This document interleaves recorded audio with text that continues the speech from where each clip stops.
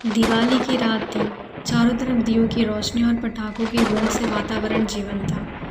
गांव के बाहर एक पुरानी हवेली थी जिसे लोग भूतिया हवेली कहते थे।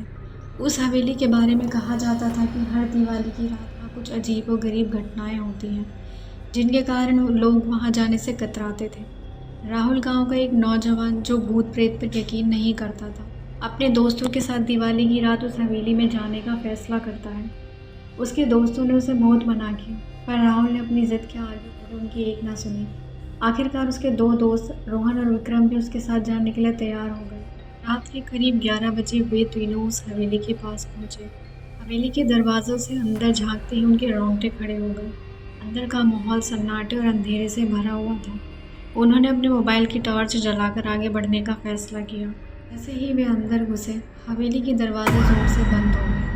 अब उनके पीछे जाने का कोई रास्ता नहीं बचा था।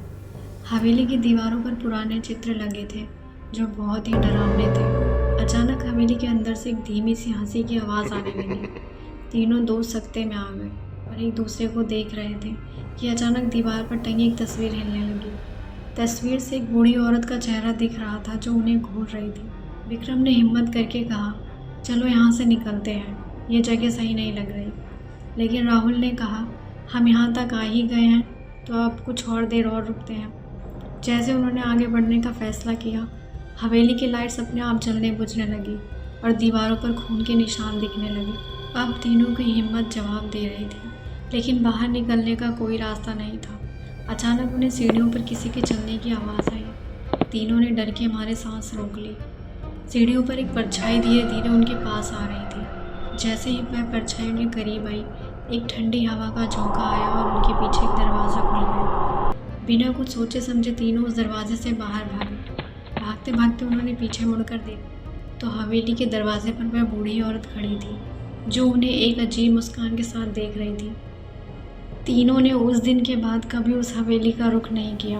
अगली सुबह जब लोग दिवाली के जश्न के बाद गांव में इकट्ठा हुए तो हवेली में हुई इस घटना का पता चला। गांव के बुजुर्गों ने बताया कि वह बूढ़ी औरत उसे हवेली की मालकिन थी जिसकी दिवाली की रात को मौत हो गई थी और तब से उसकी आत्मा हर दिवाली की रात वहां आती है।